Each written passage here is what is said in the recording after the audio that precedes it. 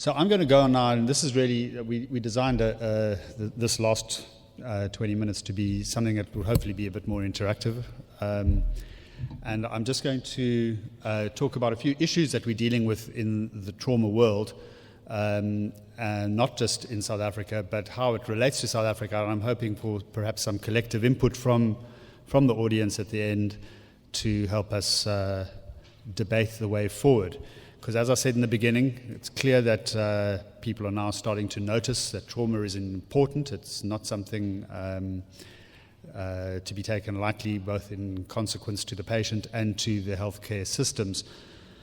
So we still find, though, that in this country specifically, we have these barriers to service delivery, and they are different. The experience is different in the state and the public sector as to in the private sector. But there still remains barriers to adequate trauma care delivery.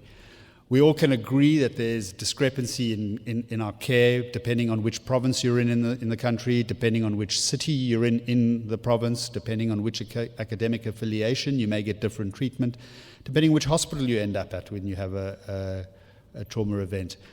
And something else that those of you who work in the tertiary referral hospitals will understand or will agree to is that much of the reconstructive work, and those of you who do medical legal work, much of the medical legal work that you do stems from poorly managed trauma done in the beginning. So how can we address this and try and find some way of obviating it?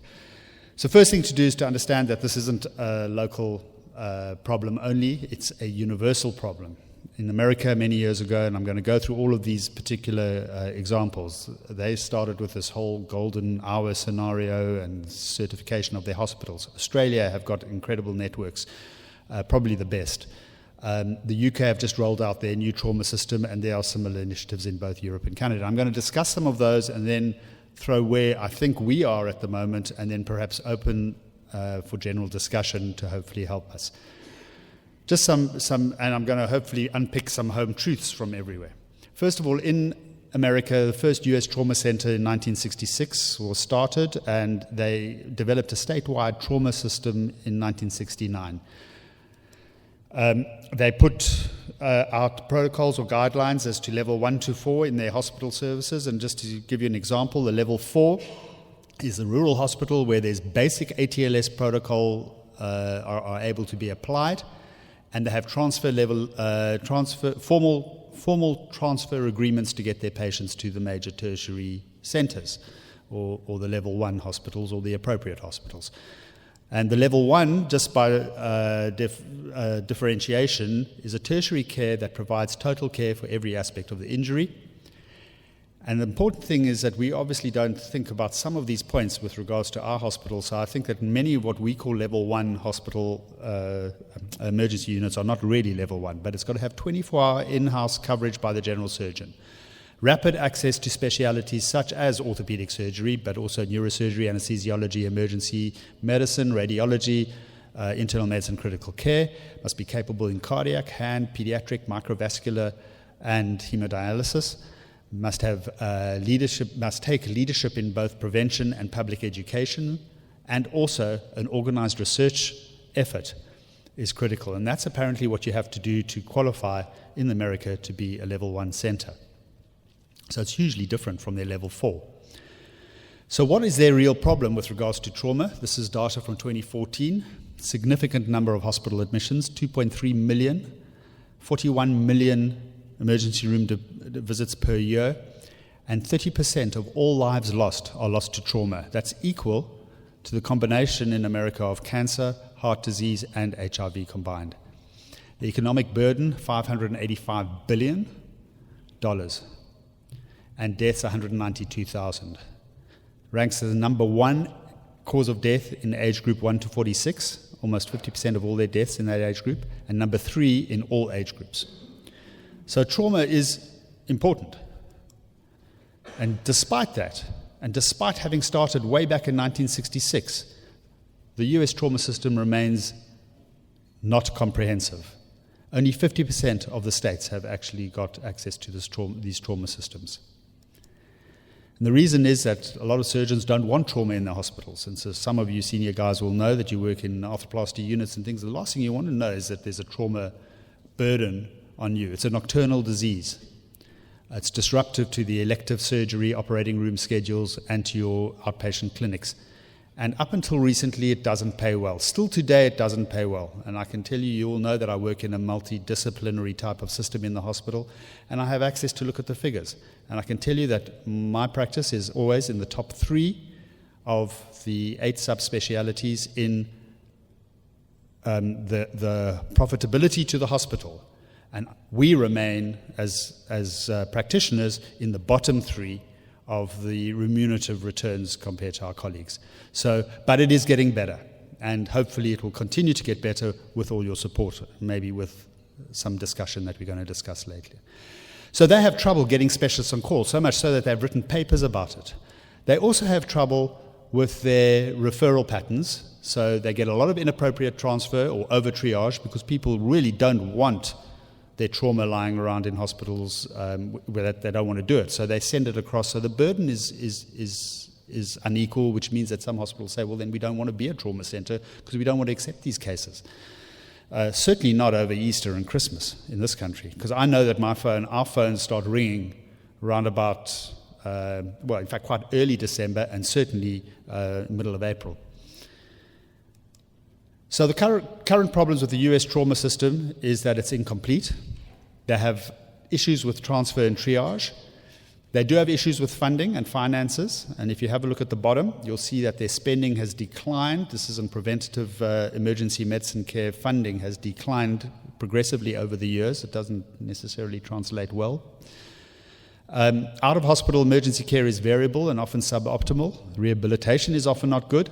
And the surgeons caring for trauma patients are few and far between. They have what they call their on-call crisis. And what I've been told is that, in their words, trauma care is a microcosm of the broke American healthcare system. So despite being the highest per capita spend in US healthcare, this is in general, this isn't just trauma, and the highest spending or earning private sector, and the 3rd highest government spend per patient in health. The US is only ranked 35th in the world by the World Health Organization, and it's somewhere between Cuba and the Dominican Republic. So clearly they're not doing that well. In Canada, they have only recently, in the last decade, really revamped their trauma delivery systems, and they've got a similar sort of situation where they have got now air transport, they've got paramedic systems in place with properly trained paramedics, etc., etc. And they're starting to show the results. But in the reality, Canada is very similar to South Africa. There are vast rural areas which they've got to cover, which obviously always complicate this. The one thing that they are different to us in is that they've got a funding control because they're a single payer, because everybody is paid by the government. So that seems to be seems to make a difference to the on-call crisis scenarios that we and the Americans, I suppose, are facing. Let's look at the UK. They've got a very proactive public, as we all know. The POMs love to jump up and down and shout about their problems. They also complain. They've got a proactive media. They think the NHS is bust, and it probably is, and it has been probably since the day it started. But just a few things that have come out of there, which, because of their pedantic, mothering sort of nature, they do things in protocols, and we can learn from them. The NICE hip fracture guidelines came out a couple of years ago, surgery within 36 hours of injury. This is going to refer to what Satombo was talking to us now. They've got anesthetic protocols, joint orthogeriatric care, falls and osteoporosis assessment, and a 7-day-a-week physiotherapy for these patients. This is the National Institute for Care and Excellence, hip fracture guidelines. And they implemented those sort of things too, and they wanted to see if there was a difference. So the way it used to work was that in the trust hospitals, if you had a broken hip come in and you fixed it, you got a tariff added to your budget. Now what they said is, if you do your fixation, if you do not comply with those NICE guidelines and get your fixation done with orthogeriatric care and within 36 hours, etc., we're actually not going to give you any money. We're actually going to fine you. So out of your budget, for each case, we will take £400. if you're a non-compliant emergency unit and hospital. However, if you do comply with the NICE guidelines, we're going to give you £1,000 for every hip that fractured hip that you fix. So, of course, they're trying to incentivize best practice. And what did they find? Early surgery and orthogeriatrics increased dramatically, and hip fracture mortality decreased dramatically. And it was quite a dramatic drop. They also found that per 1,000 fractured hips treated, they saved £1 million. So for every 1,000 hips, they saved £1 million. So instead of, they were paying more to save more. And I think that was a take home. So let's take that through to trauma now. So the guys looked at this and said, well, hang on a second, we've got a major trauma problem as well. It's a leading cause of death in the under 45-year-old age group, much like America. 48,000 major trauma cases per year, 6,000 deaths, about £500 million in acute NHS costs with a lot of disability. And of these patients, 90% of the major trauma has a bone injury, and of all surgery done on the major trauma patients, 50% involves an orthopedic surgeon. What they also looked at was that up until mid-2000s, 2005, 2006, there had been no improvement over 20 years. They had a higher mortality than in the US, and most importantly for them, because obviously they compared themselves to one of their previous penal colonies, you were 9 times more likely to die of a severe head injury in England versus Victoria State in Australia. And that really hurt. Why? They couldn't work this out. Major trauma only constituted 0.3% of total emergency department admissions.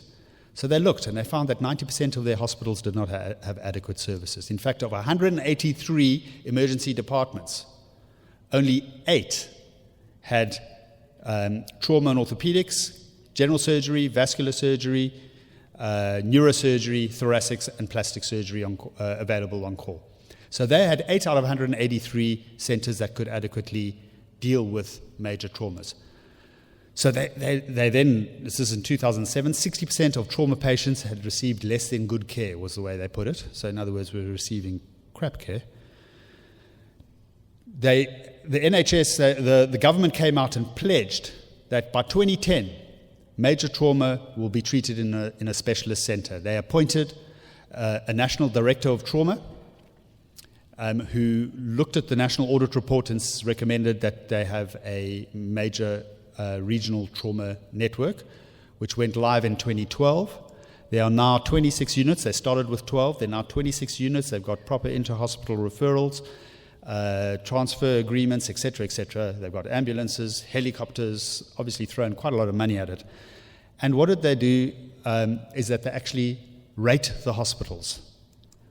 And each year you can go online and you can actually see where the hospital in your borough or your town or whatever actually works. So what you don't want to do is, if you have a look there, the Royal Sussex Country Hospital in Brighton, you don't want to go there if you have an accident. What you want to do is you want to go to the St Mary's in London because they're doing well.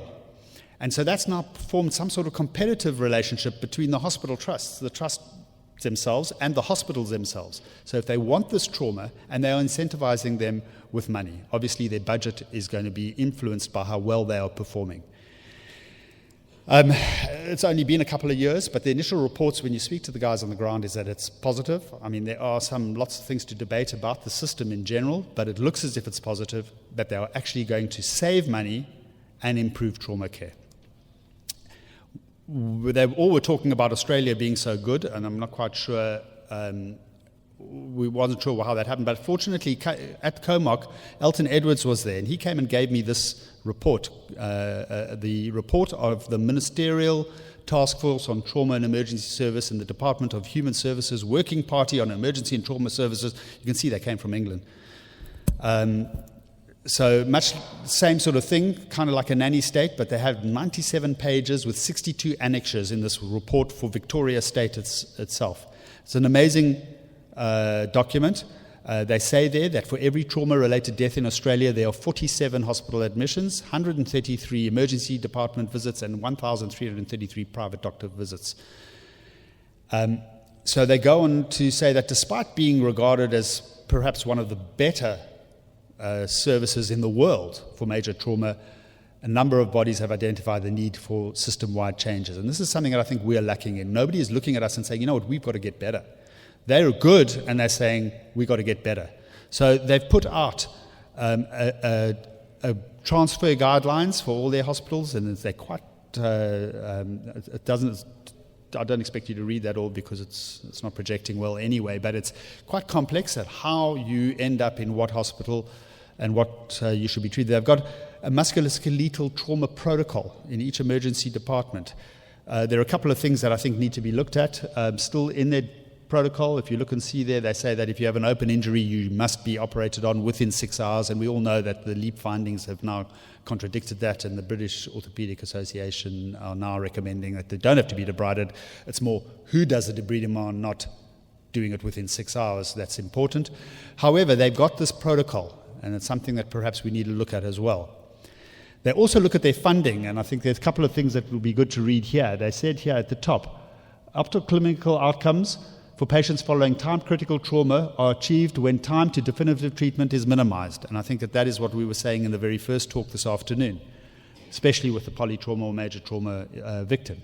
Trauma patients should be triaged to a hospital that is best able to provide definitive care, and trauma management is considered a specialized activity that should be undertaken in a designated trauma hospital.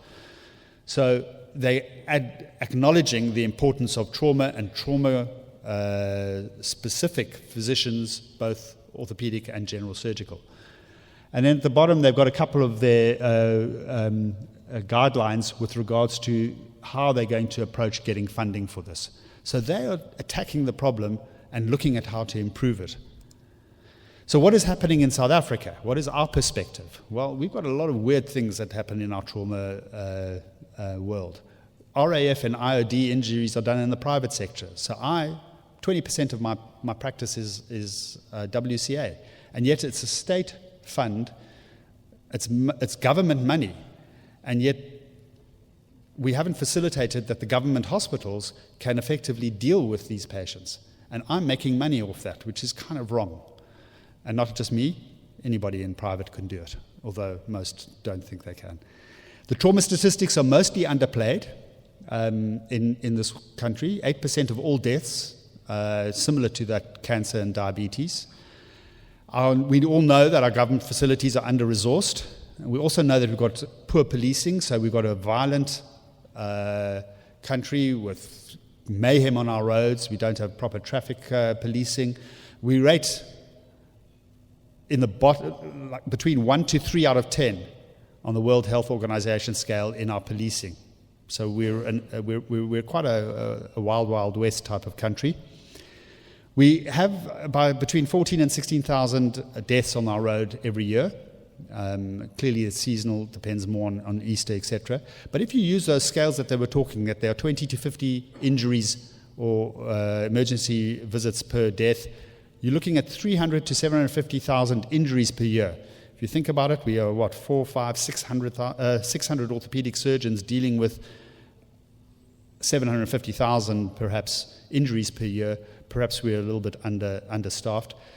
We ridiculous when it comes to our seatbelt use, up to in total 40% use of compliance with seatbelts, 20% in the low-income groups. So that goes back to our policing. And there are a lot of other contributors, law enforcement, guns. We're only third in the world with gunshot injuries. Brazil is first with 31 per 100,000. We're at 30. I'm not sure who's at 30.5. And it remains that 50% of all emergency unit admissions are musculoskeletal trauma. So we have in our state systems training issues, oversaturation due to service need. We constantly see this as a costly endeavor, so the resources are a problem. There's lack of support. There's an emphasis in most of our centers on super specialization. The trauma is given a lower profile. It's kind of regarded as junior registrar work, and I'm happy to see that some of the academic units are now swinging that around, because the patient can't really be choosy in the States. And the other thing that I think is quite important is there's limited long-term follow-up or accountability. So the guys doing the surgery don't actually follow them up for long, for a couple of years. Then they're off the rotation and they go to either into private or go and specialize somewhere. Those patients they don't see. We often see our patients for years and years and years. In the private sector, we have remuneration issues, which we're still struggling to improve on, coding issues. The public and colleague perception is that the trauma guys are the kind of dog bodies. We have funder intervention. They're starting to intervene with us and tell us how we have to practice. And the hospitals are even getting that way. And you may have seen that a recent bulletin where some hospitals were trying to dictate as to how external fixators were utilized. All these sort of things need to be discussed. There are nice guidelines for trauma which we should look at. And the bottom line for us to discuss, and I think we've probably got only a few minutes to do so, if you don't have trauma champions, you will not achieve an international standard major trauma center service, and we need levers to move the healthcare system into place for trauma. So I'd like to just open this for maybe some of our guys with some opinions on the floor to have something to say. Thank you.